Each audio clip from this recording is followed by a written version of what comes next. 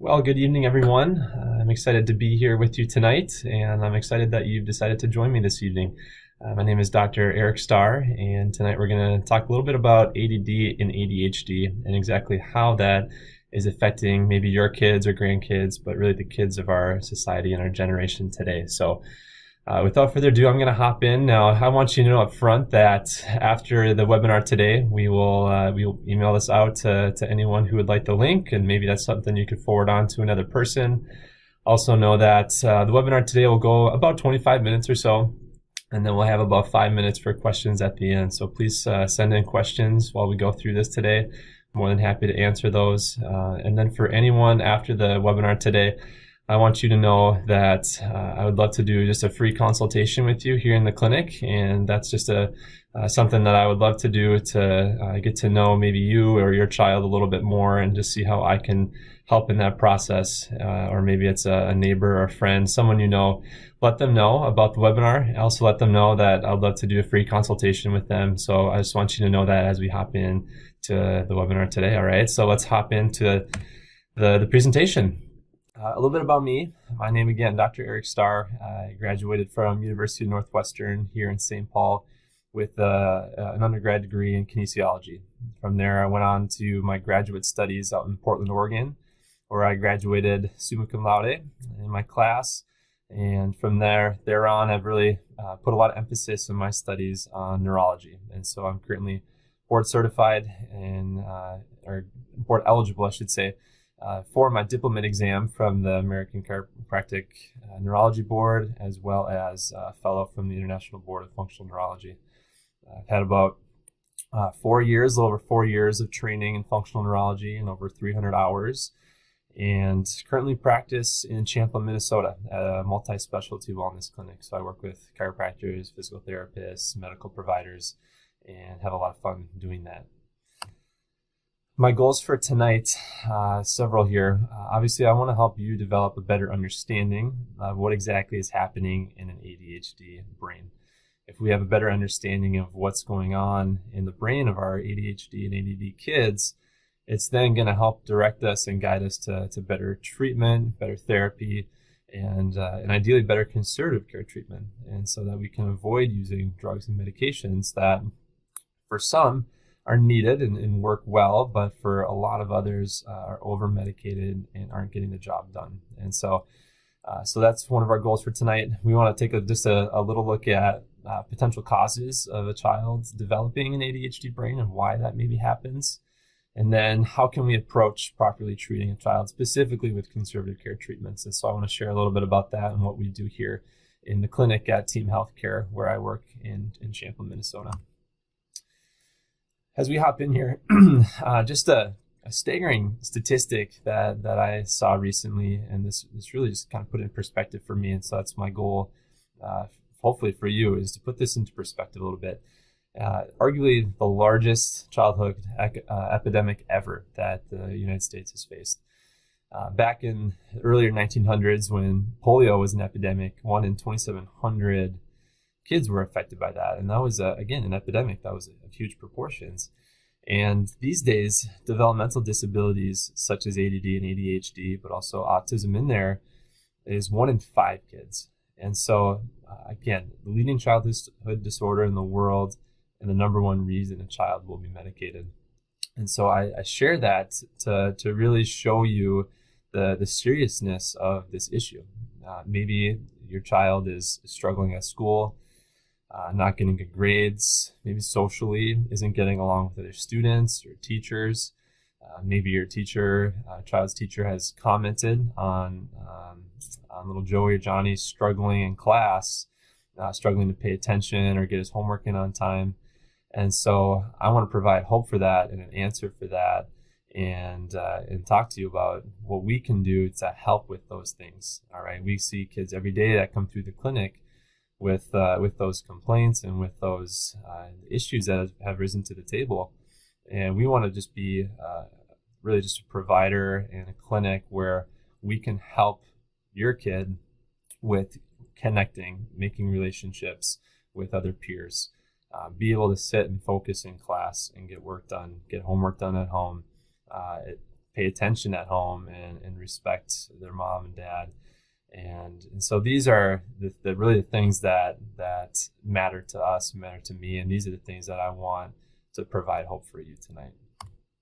So let's talk a little bit about the brain as we hop in here now. In the brain, we have a left hemisphere and a right hemisphere. So we have two portions of the brain, and those two portions communicate with one another. So the left brain focuses more on verbal communication, much more detail-oriented, self-focused, and prefers more lists, facts, more analytical, and is a little more with fine motor control compared to more of the right brain, which is more gross motor control.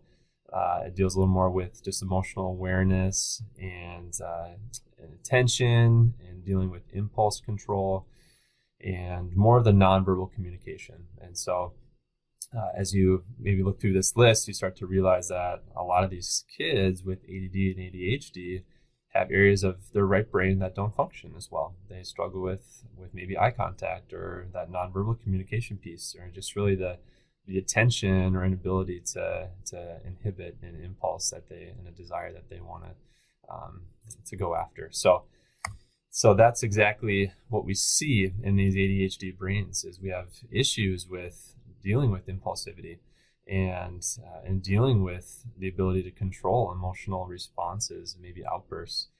And we see troubles with attention, social skills. A lot of times we see issues with motor inhibition, but also spatial awareness. And so these are all things that we address and work on here in the clinic. As the brain of a child develops, what's important to understand is the right brain and the left brain really develop at different times. So they actually develop in layers. And so in the womb, in the first couple years of life, the right brain actually develops at a faster pace. And then those next 2 to 3 years of life after that, the left brain begins to develop more. And so there's back and forth that's happening in regard to how the brain develops. And so something disrupts the communication and the development, more specifically, of that right brain in ADHD kids. And Dr. Robert Melillo says it best in his book, Disconnected Kids, which I would highly recommend to anyone listening to this to go really into further depth of what's happening. But he says there is a developmental imbalance where certain areas of the brain are immature relative to other areas. And this forms a communication breakdown, so that areas of the brain aren't really talking to one another the way that they're supposed to. And this is called a functional disconnection. And so this is exactly what's happening in these brains of these kids, is that they're disconnected. And so often the analogy I'll give is, think of like an orchestra. You have many different instruments and pieces of the orchestra, and they all need to be playing in tune and playing together and in rhythm to make beautiful music. And if that doesn't happen, then we have dysfunction that arises. And this is exactly what happens in the brains of these kids. So due to this imbalance, again, there's a lack of communication that actually happens between the two hemispheres. And so what happens is that there's this really what's called a functional age gap, where you might have a 10-year-old kid and their left brain functions really well. And typically these kids are very, very intelligent, very smart. And the left brain functions at really the age of a 15-year-old. But then the right brain really is functioning more at the age of a 5-year-old. And so there's this gap that's happening, and really a breakdown, again, in the communication between the two parts of the brain. And so what can happen, and research has actually shown that the corpus callosum, which is the area that actually connects the two parts of the two hemispheres of the brain, is actually underdeveloped in these kids. And so what starts to happen is that left hemisphere, in a way, begins to short circuit itself and fire into itself more and more, and it becomes more and more efficient at firing, which just enhances and makes the problem, again, worse and worse. So in regards to causes, this is a question we'll often get, is, well, what caused this brain imbalance and for this right brain to not develop as well? And it's a great question. And sometimes we don't know exactly what caused that. It can be related to the health of the mother, especially during pregnancy and the crucial periods of development in the womb. So a lot of research has shown thyroid disorders, just a lack of nutrients in general, disruptions within the womb during the pregnancy, and really a lot of research has shown folic acid, vitamin D deficiencies can be related, and really obesity, diabetes, high blood pressure, hypertension. Research has shown 60% elevated risk with each of those things in regards to if a mother has that their child has a chance of developing a condition like ADD and ADHD. So again, it all has to do with really how that brain is developing in the womb and in those first couple years of life. Other things that can affect it, environmental factors are a big thing that can cause a lag in development. So whether it's exposure to smoke or pesticides, those are also big things that can affect the developing brain in a very, very young child. And so what happens is with these issues that arise, it actually begins to turn off certain genes in the baby that build brain connections. And so the areas of the brain that are trying to wire and connect aren't allowed to do that because these genes are turning them off.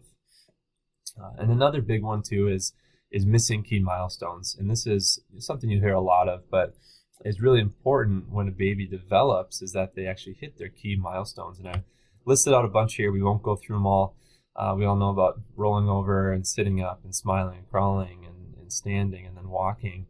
And these each need to be hit properly in the right time so that it can key into the next one happening. And so if you're delayed or behind in one of them, it's going to throw off the next one that you're supposed to hit. And now we can see that this begins to fall behind more and more and more. And so it's crucial that, again, you're not hitting these too late, but especially even too early.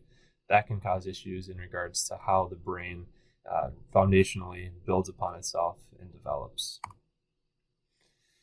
And so now that we understand a little bit about what's happening in the brain and why the symptoms of ADD and ADHD and really the cause of it, why this is happening, let's talk a little bit about how we can make this imbalance or this issue improve, and so that we can correct the imbalance that's happening in the brain.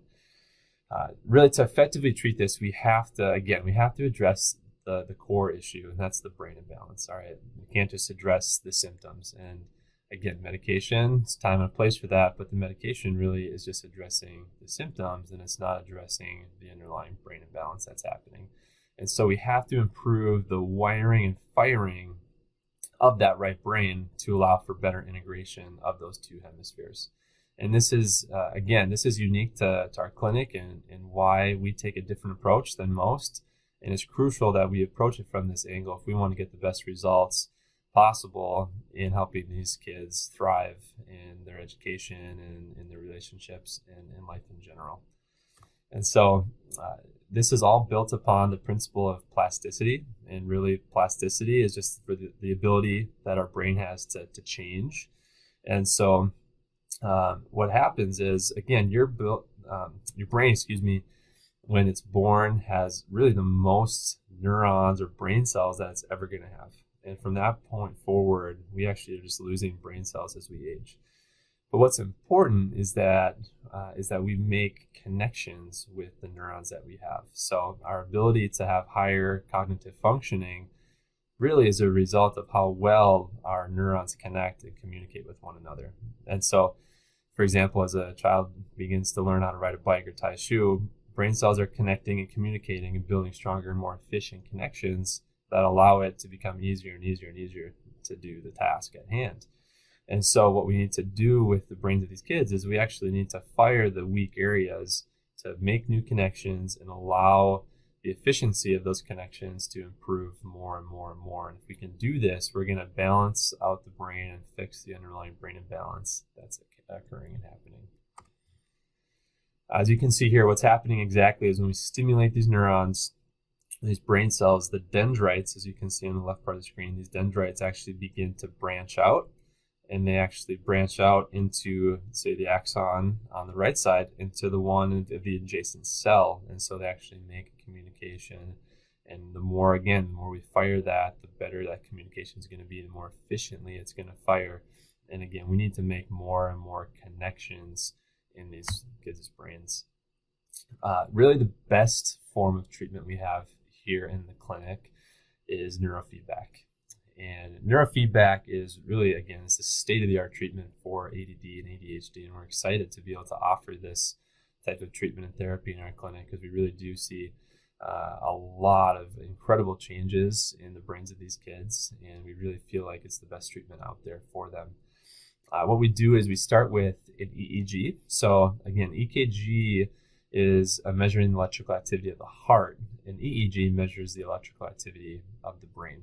And so we're very, very specific in finding out what areas of the brain are underactive or overactive, and then we train through actually using neurofeedback to get the brain of the child to fire the correct way. So it's based on a reward system and continuous feedback through watching a movie or television. And when the brain does the right thing, it's rewarded by seeing more of the video. And when it doesn't do the right thing, the video and the sound begin to fade away. And so it's this continuous feedback that's happening, again, to help train the brain to fire the way that it's supposed to. And again, to correct either the brain imbalance or the underactive areas of the brain that aren't firing the way that they're supposed to. Interactive metronome is another form of treatment that we utilize in the clinic. This works a lot with auditory processing, memory, higher functioning executive processing speed, and really timing and rhythm, which is really important and often missing in kids with ADD and ADHD. They have poor timing and rhythm and can't stay on beat. And so this is a form of therapy that we use to help improve those areas. Any type of brain-based therapy that we do in the clinic is also just a crucial part of our treatment plans with our kids. And we have to, again, be very specific with where we are doing exercises in brain-based therapy, or what I call neurological rehab, to target, again, the weak side of the brain, the right brain, and weak pathways within the brain that aren't connected and firing the way that they're supposed to. So we call this receptor-based therapy. So it's really any type of sensory input that we can utilize to help fire specific pathways in the brain that are weak. So this might include eye movements. This will often include some form of vestibular rehab. And this really heavily focuses a lot on balance training as well in these kids. Adjustments are part of this. We do chiropractic adjustments to stimulate certain areas of the body and the brain.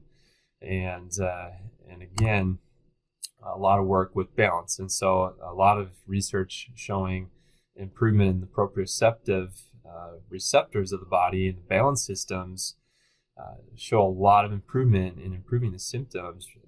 And again, the symptoms related to ADD and ADHD. And that's because it's addressing the weaknesses in the brain. And so if we address those weaknesses, we're going to see improvement in the symptoms as a result of that. So these are several different forms of treatment and therapy that we utilize. And again, I just want to take a moment just to remind you, maybe you just hopped on for the first time here or recently in our webinar tonight, or maybe you got to take off shortly, but just remember, we can send a copy of the webinar after the fact, or if you know someone who would benefit from this. Or again, call in, schedule a free consultation. I'd be more than happy to sit down and talk with you more. And I'll get my information to you here at the end of the seminar as well. So we talked about what's going on in the brain of these kids, talked about potential causes of why that happens. And then we talked a little bit about treatments and really the best types of treatment that we do here in the clinic to help with these kids. Often we'll get the question, well, what are things that I can do at home? We put together treatment plans for our kids, and these are things we do here in the clinic, and we progress and challenge our kids in these activities, but we also send these home for exercises to be working on at home. So some of these include figure eights, where often the left side of the body, again, the left part of the body stimulates the right brain. We're doing complex movements of the arm and a figure eight motion, or we're doing it with both hands while we have the patient watch their thumbs, for example, to engage some of the motor systems, but the oculomotor or eye systems as well, and get the eyes moving with it. This is just one example of a therapy that we'll send home and do in the clinic too. Another one is what we call left preferencing. And so really this is just preferencing a lot of your daily activities more to the left side of the body. So if you're watching television, watch it more on the left side of the body. Listening to music, have your headphone in just on the left side. This includes even adjustments in the clinic. We'll specify our adjustments to one side of the body to stimulate more of that right brain. And this includes things such as brushing your teeth or maybe helping with making dinner. Use more of that left hand to help stimulate more of the right brain and work on strengthening the weaknesses of the left body and the right brain. Other things that we'll do and we'll send home for home activities, spinning in a chair to the left. That stimulates more of your left vestibular system, fires more into your left cerebellum, and fires up into your right brain more. We'll do hand clapping games. Interactive metronome is a part of this. We're working on timing and rhythm. And then things that are again more on the left side of the body. So might do adjustments more on that side. Things that you can do at home, face tapping, brushing on the left side of the body, doing joint compression, distraction in the left part of the body is again great ways to help stimulate more of the left cerebellum and right brain. And then home activities again, more of these grab bag. This is kind of just a fun game to do at home. Find 10 things around the house, just small items that you can put into a bag. And with their eyes closed, have your child reach in and identify the items that they're pulling out and keeping their eyes closed doing or feeling, or you can ask them to find a particular item and then they have to go in and search and find that. So again, what we're finding here is when we can stimulate the weak part of the brain and we can do treatment and training to help fix the brain imbalance that's happening, these are the outcomes that we see a lot of in the clinic. We're seeing increased attention span. That's really important, especially for kids that are in school. Behavior has improved, obviously both in school and at home, relationships with students and teachers, ability to make new friendships and new friends. That's so important for kids to be able to develop those relationships, and that often is a missing link in a lot of these kids. And so we see a lot of improvement in a kid's ability to make new friendships and maintain relationships after going through our treatment program here. Improved ability to inhibit impulses is a really important one, and that's key, especially for these kids that often want to kind of lash out either in anger or frustration. Improvement in balance, coordination, even the ability to play sports. We see and hear a lot of feedback from parents that their ability to participate and be active in sports has improved, which is exciting. And then an improvement in social skills. And that's, again, I mentioned and touched on that just a second ago. That's extremely important for our kids to be able to connect with others. And so that's a huge outcome and goal that we try to set for these patients. Skipped over it, improved grades at school. That's just something we see a lot of. I had a patient I worked with recently who was kind of a C student, and throughout the course of treatment, saw that his grades were improving, his ability to turn in his homework improved, which often correlates with improved grades. He did a lot better on tests. He was better to focus and concentrate on his tests. And so he went from being a C student all the way up to being an A and B plus student. And these are the types of improvements that we want to see and that we frankly expect to see in our outcomes as we treat these patients. And so these are the goals that we set. These are the outcomes that we see.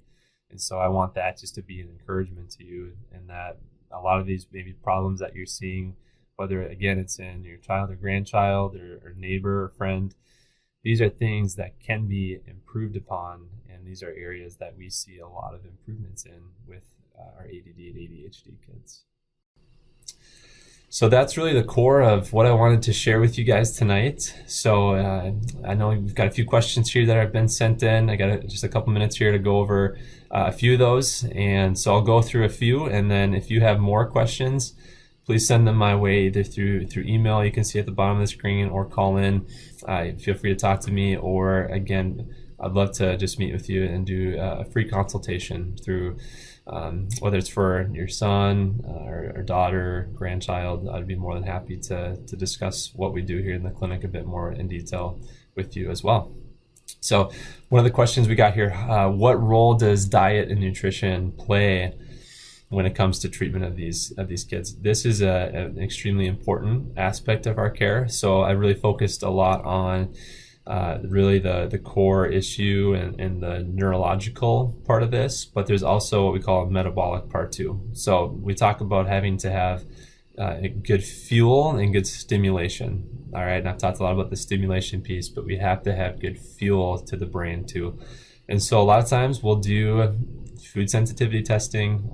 We might look at a stool sample or hair analysis to try to figure out metabolically how can we provide the best environment for that brain to grow, to make new connections, and to maintain plasticity.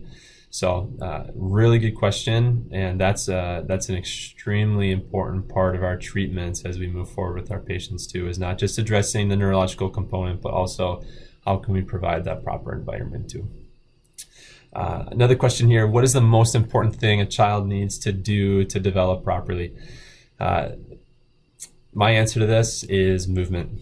It really is getting outside, getting kids to interact with the environment, go out and play. A lot of times kids are sitting either on a phone or tablets, or video games is another big one. The most important thing that I can just recommend and plead with you is, especially as young as they are, get them outside, get them moving, get them interacting. And this is going to help with making new connections in their brain. It's also going to help with plasticizing or building plasticity in their brain. And it's going to really build the connections in both the cerebellum that deals with balance and coordination, but also up into the brain too, and get those connections better firing to allow for better balance within how the brain develops. So movement, get outside, get them moving. Next question here. Is it detrimental to have my kid on a phone or tablet throughout the day, and especially playing video games? So touched on this briefly. These types of activities oftentimes stimulate more of the left brain. And again, typically with ADD, ADHD, it's a right brain deficit. And so we want to try as best as we can. And I often will just implore a parent to do cold turkey on this, but take away the video games, because again, we got to get these kids outside. We got to get them interacting with their environment, get them moving, get them playing with other kids, and get them developing the right part of their brain more and more. Again, research is showing that it stimulates more of the left brain.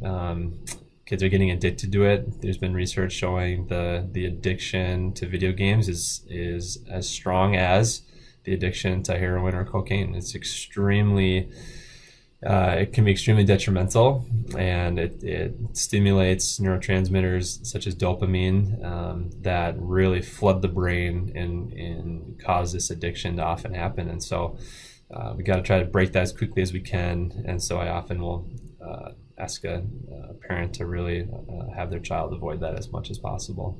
So one last question here we'll go through. And this kind of relates a little bit to the last one here, but is it okay for me to give my child a phone to play on if they're at an appointment? So maybe in our office even. Again, it's just something that I try to encourage patients in regards to adults when their child comes in. Try not to do that. Try to let them just sit there. It's okay for them to sit there and to use their imagination. Maybe let them just think. And too often that just provides again a crutch, something they rely on. And again, something that they can become more and more addicted to, something that stimulates more of that left brain. And we gotta try to avoid overstimulating the left brain, and we need to begin to develop more and more of that right brain. So as best you can, try not to let your kid be on a phone or a tablet for extended periods of time. Get them outside, get them moving, get them interacting with your environment. I know I'm kind of harping on this, but this is really, really crucial.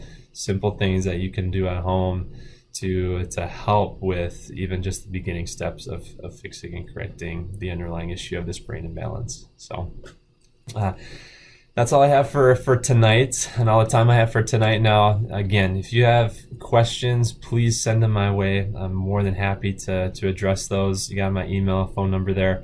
But again, I would love to sit down and chat with you in person more, whether it's your child, grandchild, maybe it's a neighbor, friend. Let them know about this. Let them know what we do here in our clinic at Team Healthcare in Champlin. I would love to provide a free consultation to discuss what maybe we've talked about tonight, and to get you started in helping to correct maybe the underlying issue that we're seeing developing in your child's brain. So hope you guys have a good night, and hope to see you in the clinic soon.